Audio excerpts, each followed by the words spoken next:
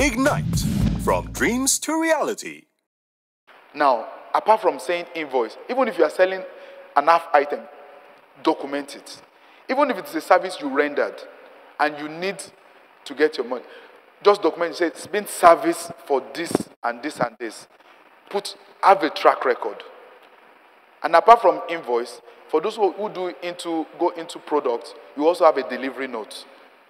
A delivery note, or you can call it waybill. Now, the essence of a delivery note and waybill is basically to show if you are into items or goods which you basically deliver. Let's say somebody buys a phone from you. Now, the essence of that delivery note is to, when you raise an invoice, you need to cross-reference it to a waybill. It's to show you evidence of carriage from one location to the other. And usually, those are basic documents you will require when you are doing any business. You don't need to be a mathematician to know basic things about accounting. So we heard that they will tell you debit, credit jargon. I want to spare you all those, the technicalities of debit, credit. Basically, these documents, petty cash, like I said earlier, the check payment voucher, which is for withdrawals from the bank, the invoice and the delivery note. Those are basic things you need. When you stock up, when you buy from your supplier, you bring products into your system. You also need what you call a bin card. The essence of a bin card is to record goods that you buy, the movement of goods in and outside of your business.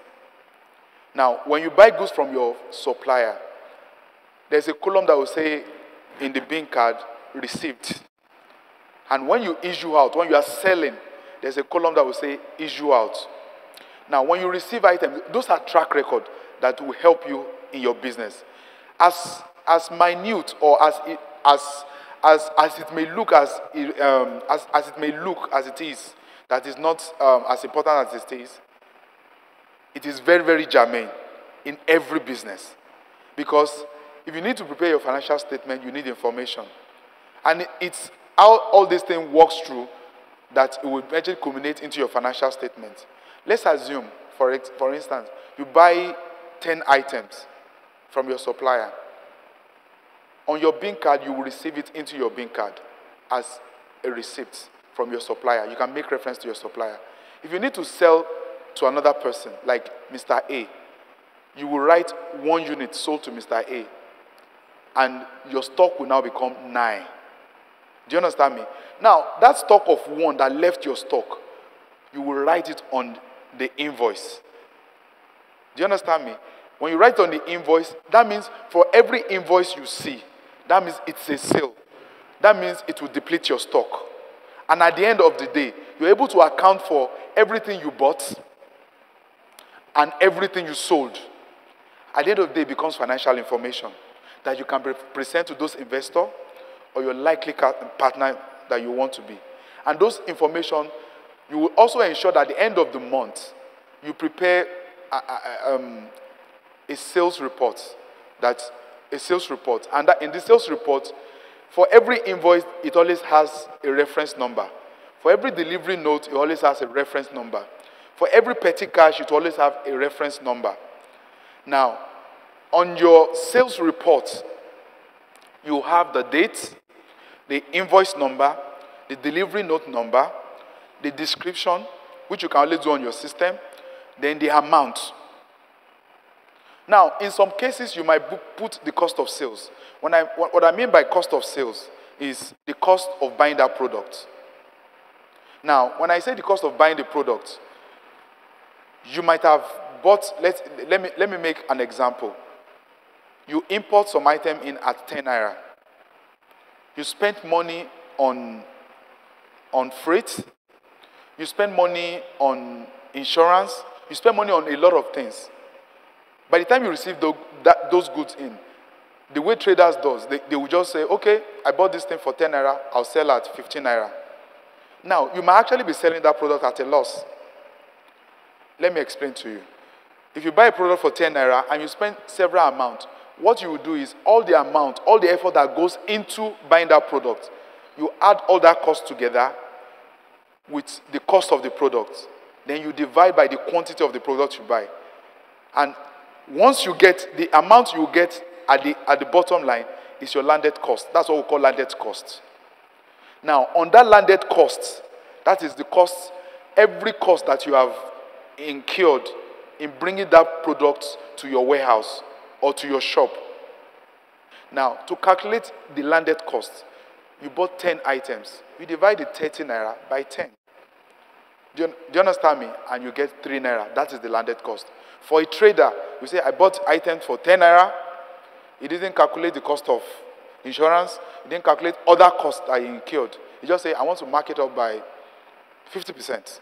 It's either you are overpricing your product or you are underpricing it. So if you have a landed cost, you can now mark it up with a margin. You have considered every cost. Do you understand me? If after that, when you put the margin, you can say, I want to do a 40% margin, 40% of that 3 naira, then you now have a profit margin. Now, in your sales analysis, the cost you will report there is the 3 naira. And let's assume you are now going to sell for 15 naira. The difference is your profit. And that's what we call in account gross profit. That is the profit you made without incurring every other overhead. Now, when I'm talking about overhead, you rented a shop. You are going to pay 1 or 2 of your staff. Now, there's a concept in account. They said you will match revenue to costs in the month in which they occur.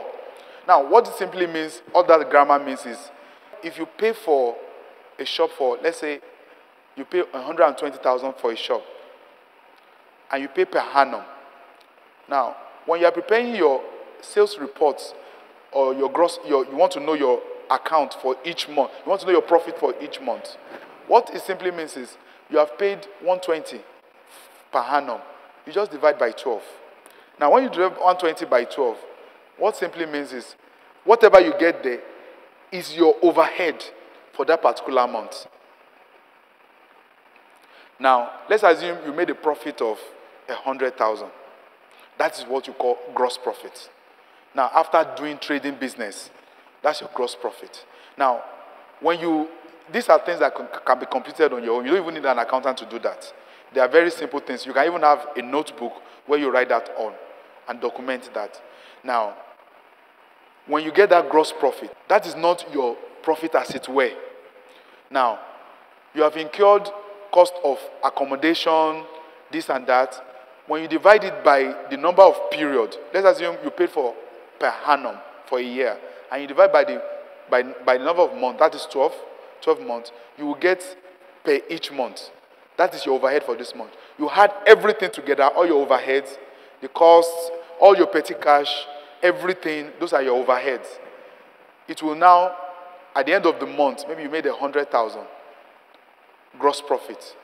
At the end of the month, when you put all these expenses, these overhead expenses, and you deduct it from your gross profit, you get what you call net profit. That is your actual profit. You have taken care of salaries, you've taken care of transport, which has been documented via your petty cash, every other thing. Then you now get your net profit. That's what you call your income statement. From working from your gross profit to your net profit. It is your net profit that is now taxable. Do you understand me? When you go to the tax office, when they start asking you what is your profit for the month, they are talking about your net profit. Now, they will now, that your net profit, your financial statement, based on all that I've said, if you now involve an accountant, then if they tell you what's your total turnover for the month, how much came into your business. Let me say you sold 100,000. That's your turnover. Always ensure that you prepare basic things that I've just spoken to you about on a monthly basis.